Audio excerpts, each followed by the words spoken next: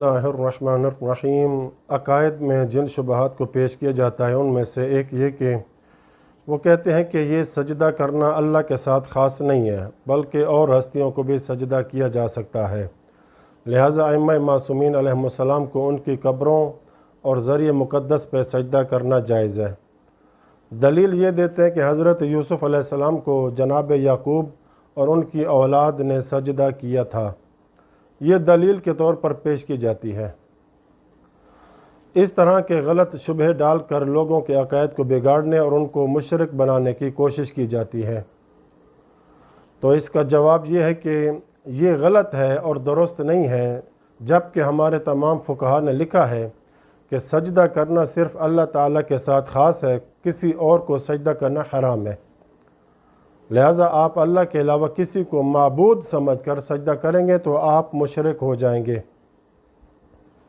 और अगर उसको माबूद नहीं समझेंगे, सिर्फ़ ताज़ीम के लिए सजदा करेंगे तो आपने फ़ेल हराम किया है। उसकी वजह यह है कि वसाइल शिया जैसी अजीम किताबों में पूरा चैप्टर है कि जिसमें काफ़ी हदीसें हैं कि अल्लाह के अलावा किसी को सजदा नहीं किया जा सकता। तो जब अइम्मा मासूमीन अलैहिमुस्सलाम ने कह दिया कि सजदा नहीं किया जा सकता, तो आप जब करेंगे तो उनकी मुखालफत करेंगे, आपने फ़ेल हराम किया है, और माबूद समझ कर करेंगे तो मुशरिक हो जाएंगे।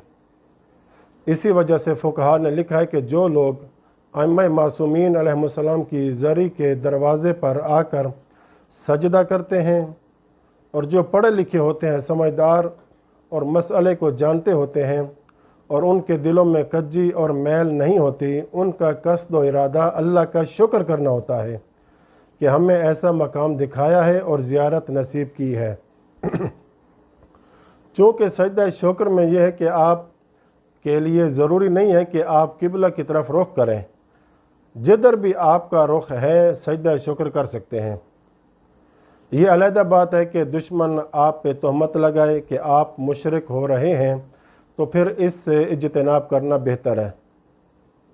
जो आदाब वारिद हुए हैं वो ये हैं कि चौखट का बोसा लिया जाए, सजदे का ज़िक्र नहीं है। हत्ता कि अल्लाह ताला के लिए भी वहाँ सजदा शुक्र का ज़िक्र नहीं है, चौखट के बोसा देने का ज़िक्र है। और इससे बड़ी ताज़ीम और क्या हो सकती है कि आप चौखट का बोसा दे रहे हैं। जो चीज़ अइम्मा मासूमीन से वारिद हुई है हमें वही करना चाहिए। तो लिहाजा अल्लाह के साथ सजदे में कोई शरीक नहीं है।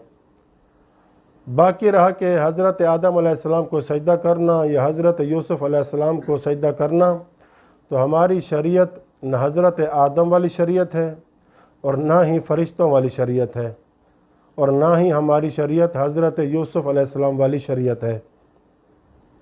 तो ये यानी बेढंगे इस्तेदलालात शुबहात हैं जिनको इल्म ही नहीं है कि कैसे इस्तेदलाल करना है, वो चीज़ें ज़िक्र करते हैं। पहली बात तो ये है कि साबित नहीं है कि सजदा हज़रत आदम को था या जनाब यूसुफ़ को था, यानी सही रिवायात वारिद हुई है कि सजदा अल्लाह को था और इनकी हैसियत बतौर किबला की थी। दूसरी बात यह कि अगर इनको भी सजदा था तो भी इसलिए कि अल्लाह ने इनके सजदे का हुक्म दिया था। लेकिन ये किस शरीयत में? ये जो मलाइका के लिए हुक्म था या जो हज़रत यूसुफ़ और जनाब याकूब के लिए हुक्म था, अगर मान लिया जाए कि इनको सजदा था तो अल्लाह के हुक्म से था, लिहाजा वो शिरक इसलिए नहीं था कि उनको माबूद समझकर सजदा नहीं कर रहे थे, बल्कि अल्लाह को माबूद समझकर सजदा कर रहे थे। अल्लाह की इबादत के तौर पर उनको सजदा कर रहे थे, चूँकि उन्हें अल्लाह का एक हुक्म था। तो इबादत अल्लाह की थी उनको सजदा करके। अगर हमारी शरीयत मुहम्मदी में भी ये आ जाता कि रसूल अकरम सल्लल्लाहु अलैहि वसल्लम या अइम्मा मासूमीन अलैहिमुस्सलाम को सजदा किया जाए, अल्लाह का हुक्म आ जाता तो हम सजदा करते उनको। अल्लाह के हुक्म की तामील करते हुए इबादत अल्लाह की होती उनका सजदा करके। जैसे हम वालिदैन के सामने तवाज़ु इनकिसारी करते हैं, एहतराम में खड़े हो जाते हैं, या इमाम या नबी का एहतराम करते हैं, उनकी चौखट का बोसा देते हैं, तो किसकी इबादत कर रहे होते हैं? ज़ाहिर है अल्लाह की इबादत कर रहे होते हैं। کہ ان کی زیارت اور چوکھٹ کے بوسے کا حکم دیا گیا ہے، لیکن ہماری شریعت میں نہیں وارد ہوئی ہے، مطلقاً منع کیا گیا ہے سجدے سے۔ اس لیے میں عرض کر رہا تھا کہ معبود سمجھ کر سجدہ کریں گے تو آپ نے شرک کیا، معبود سمجھ کر نہیں کریں گے تو پھر آپ نے فعل حرام کا ارتکاب کیا ہے۔ تو یہاں پر ایک بات کر دینا مناسب سمجھتا ہوں کہ حضرت یعقوب نبی نے سجدہ کیا تو اللہ نے انہیں حکم دیا ہے، فرشتوں نے سجدہ کیا تو اللہ نے انہیں حکم دیا تھا۔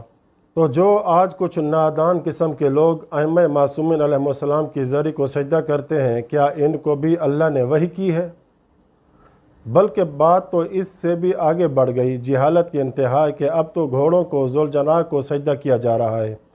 اس کام میں تو کچھ پڑھے لکھے لوگ بھی اپنی شہرت کے حصول کے لیے، مال و دولت کے حصول کے لیے، سادہ لوگوں سے، سادہ مومنین و مومنات کو اپنا گرویدہ بنانے کے لیے اس طرح کی حرکتیں کرتے ہیں۔ تو سادہ سے مومنین ان کو دیکھ کر ویسے عمل انجام دیتے ہیں کہ جب ایک ذاکر یا نام نہاد ملا خطیب سجدہ کرتا ہے تو اس کو دیکھ کر باقی لوگ بھی شرک کی وادی میں چلے جاتے ہیں اور اپنے ایمان کو خراب کر بیٹھتے ہیں۔ ان گھوڑوں اور ذوالجناح کو سجدہ کرنے کا حکم کیا ان کو اللہ نے دیا ہے؟ ان پر کوئی وحی نازل ہوئی ہے یا کسی معصوم امام نے آ کر ان کو بتایا ہے؟ اور ساتھ کچھ لوگ کھڑے تماشا دیکھ رہے ہوتے ہیں کہ کوئی روکنے والا نہیں ہوتا، جس کی وجہ سے مکتب اہل بیت، مکتب تشیع بدنام ہو رہا ہے کہ شیعہ و مشرک ہیں، یہ غیر خدا کو سجدہ کرتے ہیں۔ حالانکہ ہمارے رہبروں نے، ہمارے ائمہ معصومین نے منع فرمایا ہے، جیسے کہ رسول خدا کے زمانے میں کسی شخص نے سجدہ کیا تو آپ نے اس شخص کو پکڑ لیا اور فرمایا کہ سجدہ فقط اللہ تعالیٰ کے لیے ہے۔ امیر المومنین علیہ السلام مولا علی علیہ السلام کے زمانے میں بصرہ میں کچھ لوگوں نے مولا کو سجدہ کیا اور کہا کہ آپ ہمارے رب ہیں۔ فرمایا کہ میں تمہارا رب نہیں ہوں، میرا اور تمہارا رب وہ ہے جس کو میں علی سجدہ کرتا ہوں۔ جب یہ لوگ نہیں مانے، تقریباً 70 آدمی تھے، تو مولا کے حکم سے ان کو زندہ جلا دیا گیا۔ لہٰذا سجدے میں، عبادت میں اللہ تعالیٰ کے ساتھ کوئی شریک نہیں ہے۔ لا معبود الا اللہ، لا مسجود الا اللہ۔ عبادت صرف اور صرف اللہ کی، سجدہ بھی صرف اور صرف اللہ کا۔